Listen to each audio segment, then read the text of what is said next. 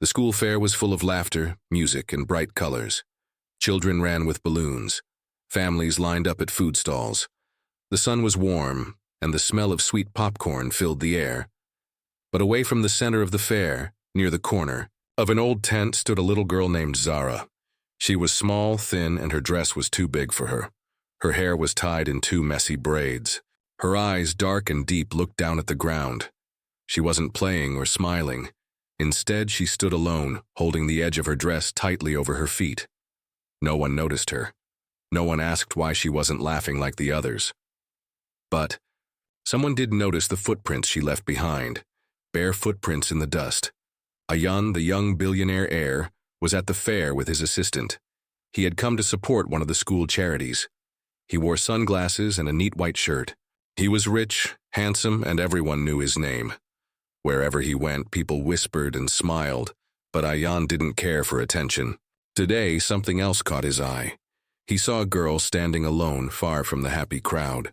She looked scared. She kept her feet hidden under her dress. Curious, Ayan stepped away from his assistant and walked toward her. He watched her for a moment. She didn't see him. Her eyes were fixed on a prize wheel game nearby, where kids spun a wheel and won old donated shoes. Some shoes were broken. Others had no laces. But even those made the kids smile. Zara didn't smile. She bit her lip, watching the shoes as if they were made of gold. Ayan noticed something strange. Each time someone won a pair, Zara stepped back. Her shoulders shook slightly. Her hands gripped her dress tighter.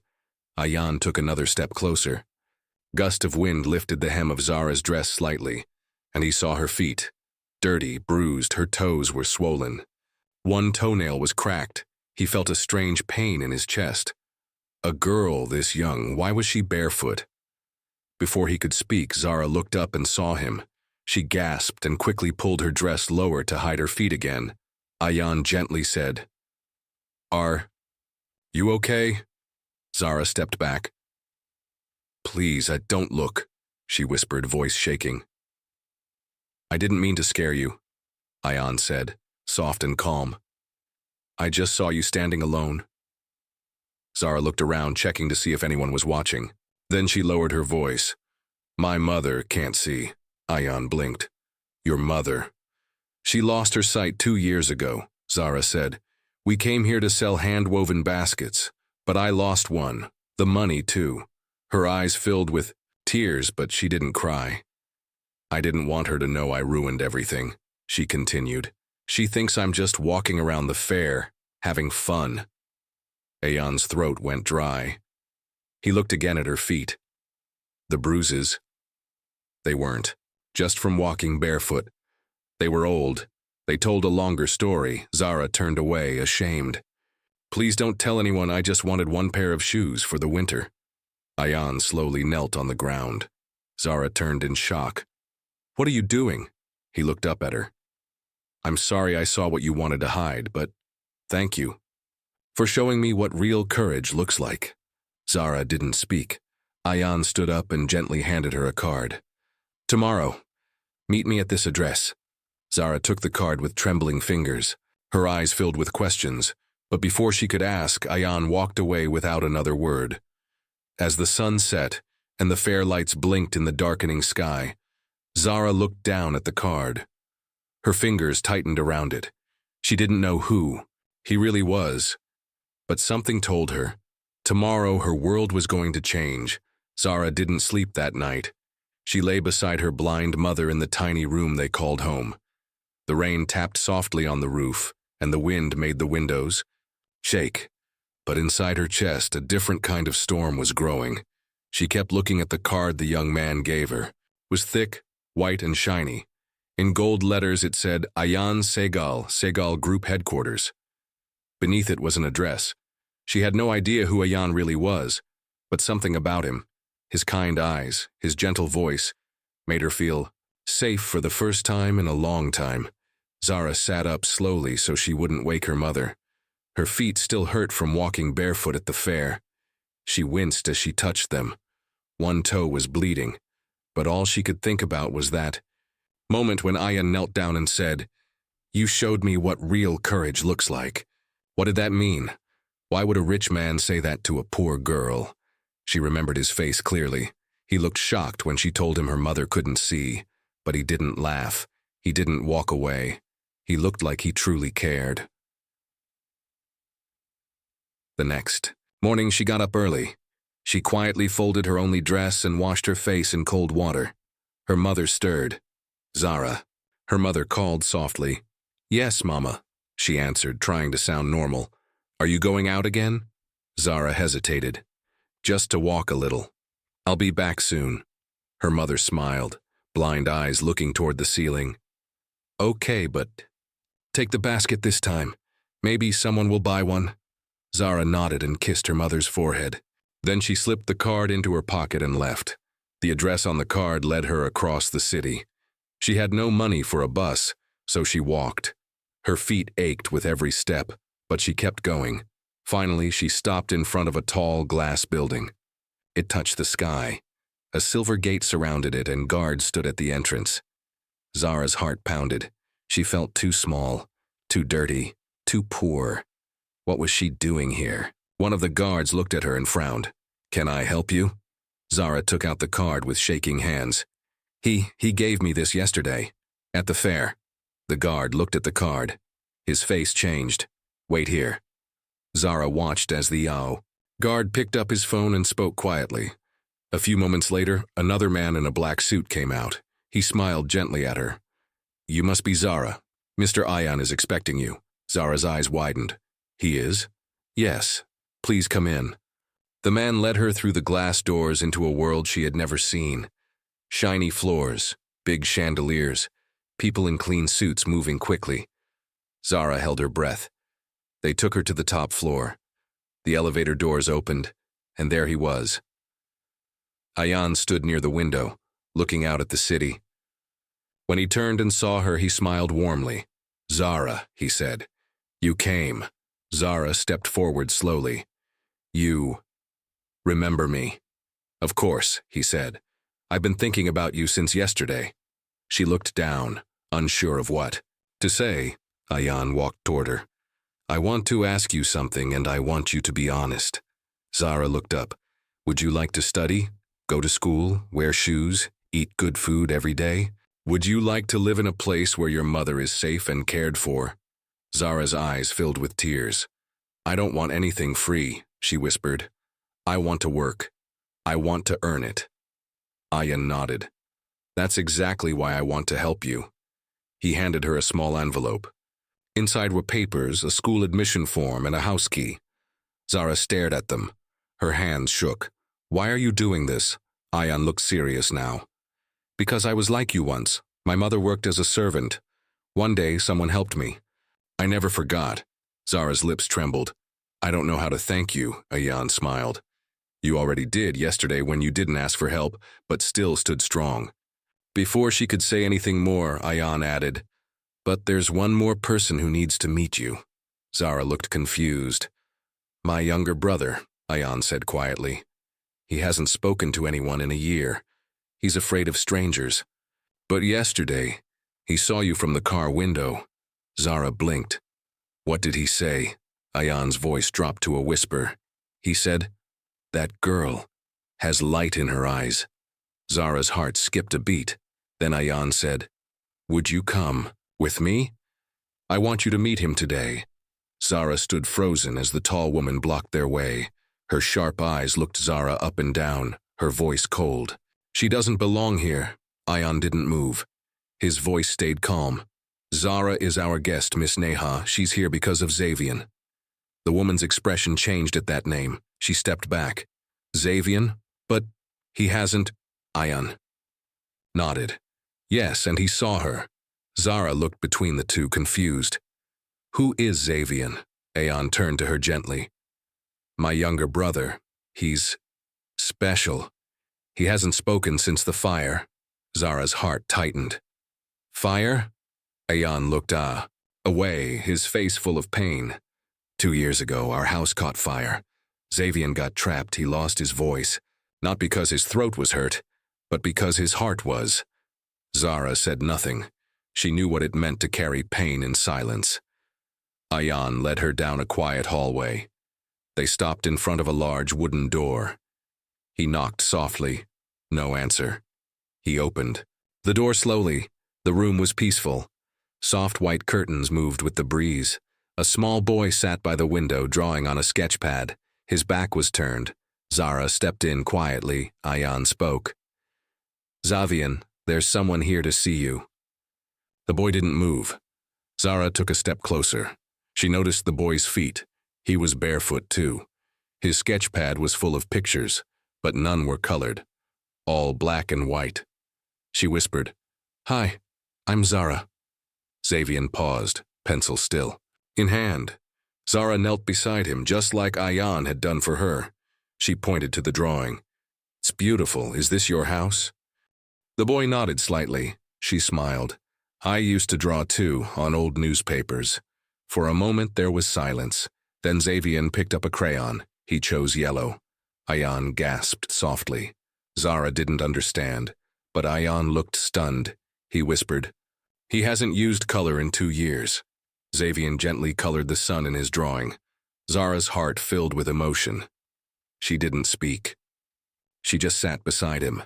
Then Zavian did something that made Ayan step back in shock. He looked at Zara and smiled. Just a small smile, but enough to make Ayan cover his mouth, eyes watering. Zara smiled back. Zavian reached into a drawer and pulled out a small box. He handed it to Zara. She opened it slowly and saw a necklace made of tiny beads. It looked handmade. Zara looked at him. "For me?" Zavian nodded. Ayan whispered, "He hasn't given anything to anyone since that night." Tears welled up in Zara's eyes. "Thank you, Zavian."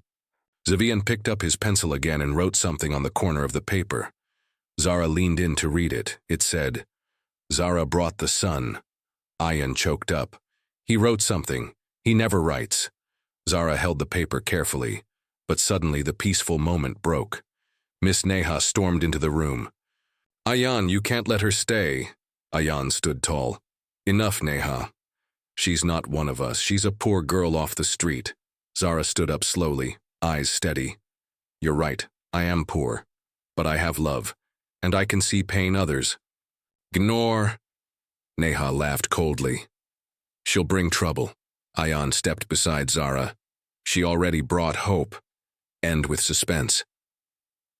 Just then, Ayan's phone rang. He answered, and his face went pale. He looked at Zara, then at Zavian. "There's a problem," he said. "Someone followed Zara to our building and they're not here to help." Zara's eyes widened. Who followed me?" Ayan looked out the window as a dark car parked outside. "We're about to find out." Ayan stood by the window, staring at the black car parked outside their building. Zara felt her hands turn cold. "Do you know him?" Ayan asked softly, his voice tense. Zara slowly walked to the window. Her breath caught when she saw the man step out of the car. Tall, gray coat, a long scar across his face. She whispered, "That's Uncle Raheel." Ayan turned to her sharply. "He's your uncle?" Zara nodded. "He's not really my uncle, just my mother's cousin. After my father died, he started coming to our house. He said he wanted to help us, but all he ever did was scare us." Zavian held Zara's hand tightly. Ayan's jaw tightened. "Why is he here?" Zara looked down, shame in her eyes. "He thinks I ran away with something he wanted." Ayan's phone buzzed again. A message from security. "Man outside. Says he's here for the girl. Should we let him in?" Ayan replied instantly. "No, stall him." He looked at Zara. "Did you take anything?" She shook her head. "Only my brother's photo and my mother's letter. She wrote it before she passed away." Ayan gently placed a hand on her shoulder. "Then you did nothing wrong." Downstairs, Raheel argued with the guard. "She's just a street girl. You'll regret stopping me." Inside, Zavian walked to the door and picked up the necklace he gave Zara. He walked to Ayan and held it out. Ayan bent down. "What is it?" "Buddy?" Zavian pointed to the necklace, then to Zara. Zara took it, confused. Zavian then picked up his drawing again. He added a red line. running from a small house to a large one, and he drew a heart in the middle. Ayan understood. He's saying she belongs here now. Zara's eyes filled with tears. Xavian, I don't deserve this. Xavian shook his head and tapped the heart gently. Just then, the front door slammed open. Everyone jumped. Raheel had forced his way in, his eyes locked on Zara. There you are, he growled. Come home, now. Zara stepped back, terrified. But Ayan stepped in front of her. She's not going anywhere with you. Raheel laughed darkly. You rich boys think you can save everyone? She's family. I raised her after her father died. Zara's voice trembled. You hurt us. You locked my mother in her room. You sold her medicine. Raheel's face twisted in anger. Lies. Xavian moved behind Ayan, holding Zara's hand tightly. Ayan called out, Security. 2 guards rushed in. Raheel raised his voice. Touch me and I'll call the police. Ayan looked him in the eyes. Go ahead, I already have. He held up his phone, showing a live video feed. Everything you just said, was recorded. Raheel's confidence cracked. Zara stood tall. You can't hurt us anymore. Raheel looked around, then pushed past the guards and ran out the door. Everyone stayed quiet, breathing heavily. Ayan looked at Zara. Are you all right? Zara nodded slowly. Yes, because you stood up for me. Xavian walked to the window and looked out. Zara joined him. The dark car sped away, disappearing into the night. Xavian smiled faintly. Then for the first time he whispered something. Zara leaned close to hear it. He said, Safe. Ayan froze. Did he just speak? Zara nodded, eyes wide. Ayan fell to his knees in shock. Xavian, your voice. Xavian hugged Zara gently. Ayan looked up, tears in his eyes. You didn't just bring the sun, Zara, you brought his voice back. Zara whispered, Maybe. Love is louder than pain. End with suspense. Later that night, as Zara sat by the window, she opened the small letter her mother had left behind. Her hands shook as she read the words. At the end of the letter, her mother had written, Give this to the man with the lion mark. He will protect you, and your real father's truth will be known. Zara's eyes widened. She turned the letter over, and there, drawn in faded ink, was a lion symbol. She looked up at the grand painting on Ayan's wall, and her heart skipped. A beat. It had the same lion. The morning sun peeked through the curtains as Zara held her mother's letter tightly. Her heart pounded. The lion mark she saw on the paper was the same symbol that hung in Ayan's grand hall. Could it mean something important? Ayan sat beside her, watching her closely. What does it say? He asked gently. Zara took a deep breath. My mother wrote about a man with a lion mark. She said he would protect me and that my real father's secret is connected to him. Ayan's eyes grew serious. The lion mark. It's the symbol of my family. Zara looked up, surprised. Your family? He nodded. Yes, it's an old family sign. Only a few people know its meaning. Zara felt a shiver run down her spine. Why did my mother want me to find you? Ayan rubbed his chin thoughtfully. Maybe she knew something. Something about your past. Just then, Xavian entered the room carrying a small box.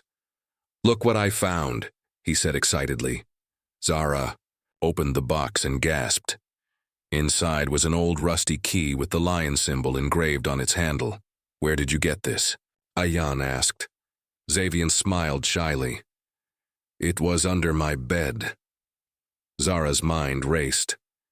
This key, it must open something important. Ayan stood up quickly. We need to find out what this key opens. It could explain everything. They decided to visit the old family mansion. Ayan's driver took them there in silence. The mansion was big and quiet, with tall trees casting shadows on the walls. Zara clutched the letter and key tightly as they walked inside. Ayan led them to a locked door. In the basement, he held up the key. If this fits, we might finally learn the truth. With a soft click, the key turned.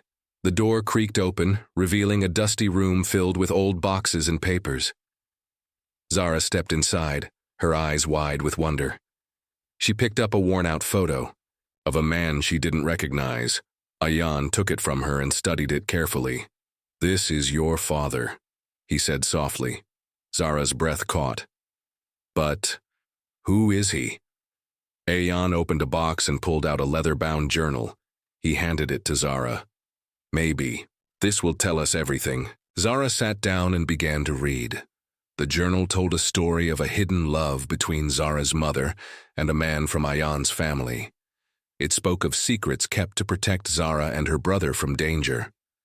Zara's hands trembled as she read about sacrifices made to keep them safe. Ayan watched her quietly. Suddenly, Zara looked up with tears in her eyes. "I finally understand. My mother wanted me to find you, to know the truth about my father, and to be safe." Ayan smiled gently. "We'll protect you. Always." Xavian hugged Zara tightly. Outside, dark clouds gathered, and thunder rumbled. The past was catching up with them. Would the secrets bring peace or more danger? The sky was dark and heavy with rain as Zara, Ayan, and Xavian left the old mansion. The air felt cold, and the wind whispered secrets no one wanted to hear. Ayan kept looking around, nervously. "We are not alone," he said quietly. "Someone is watching us." Zara held her brother's hand tightly. She felt the fear growing inside her but tried to stay strong. "Who could it be?" she asked. Before Ayan could answer, a black car slowed down near them. The windows were tinted, hiding the faces inside. Ayan's heart raced. He knew trouble was coming. The car stopped and a man stepped out. He wore a dark coat and a cold smile. His eyes were sharp, like a predator watching its prey. "I see you found the key," the man said calmly. "But you don't know what you have started." Ayan stepped forward. "Who are you? What do you want?" The man laughed softly. "I am someone who knows the truth about your family, and I will do anything to get that key back." Zara's grip on the letter tightened. "Why do you want it?" "Because," the man said, "that key opens a secret that could destroy everything you love." Xavian looked scared and hid behind his sister. Zara felt tears burning in her eyes. "Ayan, move to protect them." "You won't hurt them," he said fiercely. The man smiled again, but this time it was darker. "We will see." Suddenly the rain began to pour. The man turned and disappeared into the storm. Zara watched him leave, her heart pounding. "Who was he?" she asked. Ayan shook his head. "A shadow from the past. Someone who wants to keep our family secrets hidden forever." That night, Zara lay awake, thinking about the man's words. What secret was so dangerous?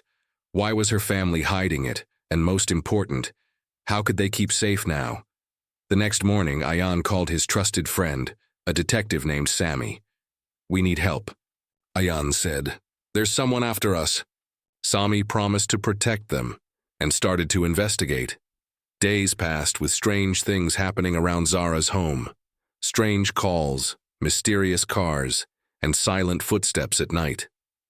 Zara felt trapped in a dark web of fear and mystery, but she knew she had to be brave, for her brother, for Ayan, and for the truth. One evening, as Zara was walking home from school, she noticed a small envelope on her doorstep. She opened it carefully. Inside was a photo of her mother, smiling but with sad eyes. On the back, a message was written, "The past is not safe. Trust no one." Zara's hands shook. She looked around, but no one was there. She ran inside and told Ayan. "We are in danger," she said. "They know we are searching for the truth." Ayan nodded. "We must stay strong and we must find the answers before it's too late." Zara felt tears fall down her cheeks. She didn't know what the future held, but one thing was clear. The secret of the lion mark was more dangerous than she ever imagined. The morning sun barely shone through thick clouds as Zara, Ayan, and Xavian prepared to face their final challenge. The secret behind the lion symbol was close, so close they could almost touch it. Ayan looked serious but calm. "Today, we end this," he said. "No more hiding." Zara nodded. Her heart beat fast. She was scared but ready. They drove to an old, forgotten house on the edge of town, the place where Ayan's grandfather had hidden the truth. Inside, the air was dusty and cold. They moved carefully through the rooms, following old clues. Then, in a hidden drawer, Zara found a small box. Ayan opened it slowly. Inside was an old letter and a small golden lion badge. The letter was from Ayan's grandfather. It told the story of a lost fortune, stolen from poor families during hard times, including Zara's ancestors. The lion symbol, the letter read, is a mark of promise. Whoever finds it can return what was taken and heal the pain of the past. Zara's eyes filled with tears. This is why my mother hid the secret, she whispered. To protect us. Suddenly, footsteps echoed in the hall. The shadowy man from before appeared, blocking their way. You think this changes anything? He sneered. The fortune is mine. Ayan stepped forward, standing tall. You're wrong. This belongs to the people who suffered. A tense silence followed. Then, with the help of Sammy and the police who had been watching, the man was arrested. Peace slowly returned. Zara smiled at Ayan and Zavian. We did it, she said softly. Ayan smiled back. Together. Days later, the fortune was used to help many poor families, including Zara's mother. Zara no longer hid her feet or her past. She stood proud, just like the golden lion.